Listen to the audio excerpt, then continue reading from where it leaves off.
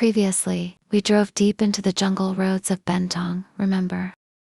The night was quiet, but the darkness felt alive. Indra had a dream, not just any dream. A divine guidance, a whisper, from God, meant for mankind. A trust, powerful enough to change the fate of civilizations. But tonight, something else stirs. Not everything that walks beside you is human. Not every shadow is empty.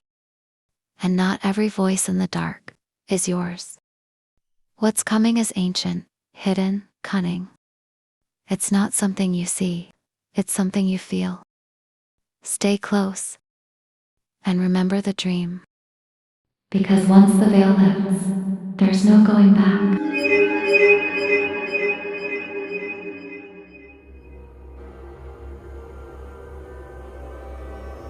I've never felt this scared in my life. This fear, it's something I've never experienced before. If you see my hands shaking, it has nothing to do with my injuries. I've been trembling like this since before I got shot. As I expected, it's the same old cliché with the rich. They always build their houses way out in the jungle, far from everyone else.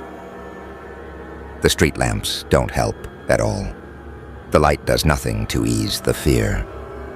I remember when that haunted lamp chased me through the city, all because of that damned carved wood. The thing that didn't just ruin my life, it dragged me into this twisted nightmare. The second I stepped out of the car, this eerie feeling hit me. But when I walked into the house, that feeling exploded. That's when I saw it. All the furniture was overturned and stacked in a pyramid, almost reaching the ceiling. In the kitchen, the pots, pans, the cutlery, and knives were piled the same way. Magazines, books, photo albums, everything was stacked into pyramids in the living room. The family's belongings were scattered everywhere. Even though none of this made sense, my first thought was maybe Aisha and Jalil did this. Some twisted prank, or maybe they just lost it. But deep down, I knew that was impossible. How could two people create this chaos in a single day? After Aisha and Jalil helped us all cleanse ourselves, I sat on the couch watching Khadija and Indra getting ready to pray. Khadija asked Aisha and Jalil to join them, and they agreed right away. But Aduka or Dr. Norman refused to pray. He was busy searching around and getting his medical equipment ready to treat Jahangir and myself. A look of confusion is plastered on Aisha's face. Probably she was wondering how could Aduka possibly know where Dr. Norman's things are. I looked around at the mess, letting my eyes wander across the room. Something about it felt strangely familiar. It reminded me of my own condo, the one I bought from Jason Leo. Previously, it was newly refurbished, practically brand new to me. When I think about what happened to Jason, my heart feels heavy. We were never close, just a buyer and a seller bound by a deal for that cursed condo. But I can't deny that his presence in some way left an imprint on my life. He was also chased by that same street lamp, the one that haunted my nights and never let me forget. Jason gave his life to save another person, but in the end, both of them were unalived by the shots fired by the hired assassin. When I think about my own life, I'm a man who never believed in God. In fact, I've always resented him. Maybe it started when I was a kid. My Aussie dad left my Portuguese mom and me in Australia, chasing after some Indonesian woman. Back then, my mom taught me to pray. I prayed so hard for my dad to come back. But nothing ever happened. Later, my mom met an American tourist named Murphy. She married him, and we moved to the States. That's when everything got worse. Murphy was an alcoholic, He'd beat my mom when he got drunk. I prayed again, asking God to help her. But those prayers were ignored, too. Eventually, I just stopped believing altogether. I got a scholarship to study economics, but the catch was that I had to enlist in the military after graduation. That's what happens when you can't pay your own way. After I finished my degree, I was sent to the Middle East, supposedly to keep the peace. But it was all a lie. America was the real terrorist, colonizing and killing civilians. In Gaza, I was assigned to train Israeli youths to shoot rifles.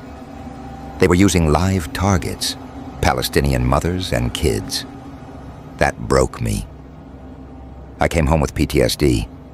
Even with a degree, I couldn't hold a job in California. Too much politics and drama. I grew to hate my country. Eventually, the global banks offered me a position. It was either that or end up homeless. So I took it, even if it meant becoming a tool of terror. America always pretends to be the world's hero, but they failed at colonizing almost every country they tried. Vietnam, the Philippines, Afghanistan. The troops returned with a shameful defeat, their tails tucked between their legs. They only claim victory because of Germany and Japan. They still push their World Trade Order, but most of the world has moved on to the Black Belt Route Initiative. After my mom passed away, I accepted an assignment in Malaysia, spreading political unrest, religious tension, and racial division. But when I got here, I was amazed at how peaceful this place felt. Different races and religions living side by side. Unbelievable to the West, such harmonious coexistence is impossible on that side of the world. I'd been taught that Islam was violent, but what I saw here was the opposite. It made me wonder, maybe I could finally escape my fear. In Malaysia, I made a few friends, people I only knew by their handles, Haunted Burrow and Neja on TikTok. Most of the cyber cafes here wipe their history after each session. That's why I felt safe enough to confess my secrets to them. I was placed under Dr. Norman's supervision, but we were forbidden to interact directly because of his rank.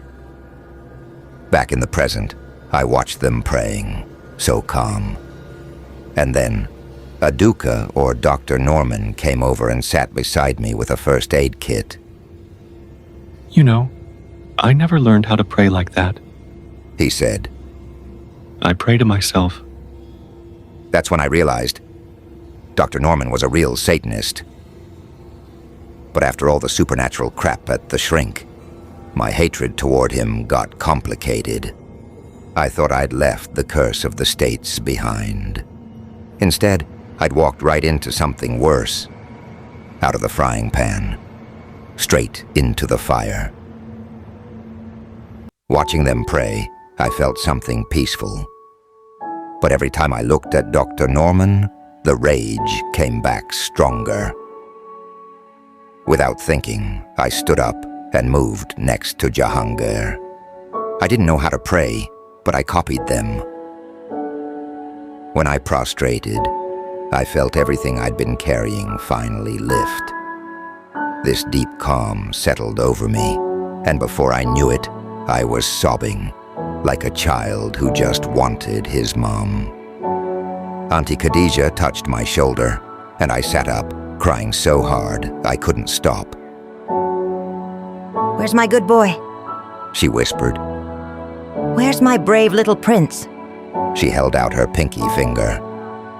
Can I come along on your adventure? I promise I'll always be here to keep you safe. Tears filled her eyes, and I reached out and hooked my pinky around hers. My mind flashed back to when my mom tried to get me into Murphy's car. Please, Mom, don't make me go with that monster. Auntie Khadija hugged me and helped me stand. Now you need to go sit in the salt circle with Jahangir. Dr. Norman will treat you. Please, Mom, don't leave me with that monster, I whispered again. She pointed at Indra. What you're about to see is just an illusion. We'll be in the salt circle over there. Don't move. Don't come to us, it's dangerous. Only when you hear the Muslim call to prayer can you get up. Can you do that?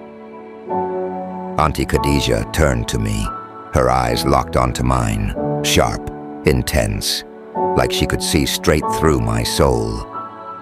What you're about to see next, she said, her voice steady and serious, isn't what it seems. It's an illusion, one crafted by the Djinn.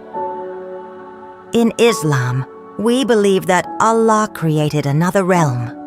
It exists alongside ours and it's inhabited by other beings. His creations. Their world mirrors ours in many ways. They have different races, beliefs, laws, traditions and religions. Just like us, they've built civilizations and developed philosophies. And just like us, they're constantly at war with one another. The entities people call ghosts, cryptids, vampires, skinwalkers, shapeshifters, demons, aliens, UFOs, or even deities in pagan or animistic religions. All of them are actually from the Djinn race. Here in the East, what we call Pontianak, Penangal, Pochong, Toyol, those two are Djinn. They live in all kinds of environments. Some dwell in the sky, on the stars, planets, even the moon. Others live underground. Some live right here on Earth's surface, and many more dwell in the oceans and rivers. Their powers and technology far more advanced than anything we've achieved. But despite that, they're still at odds, constantly waging war among themselves. She paused for a moment before continuing.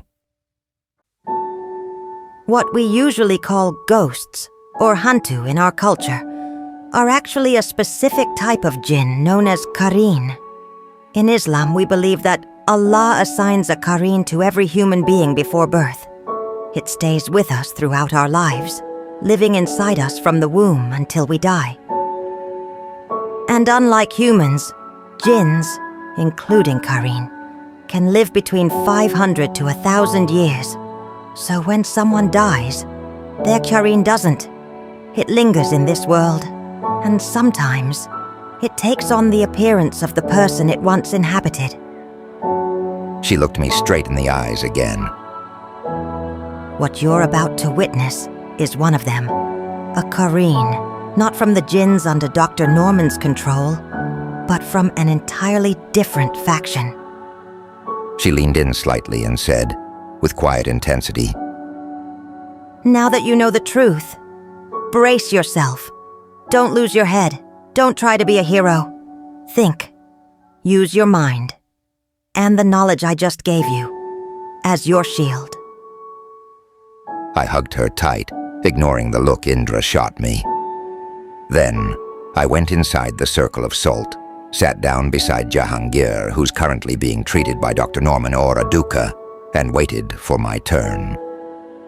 In the distance, they began reciting Quranic verses. The whole house started shaking.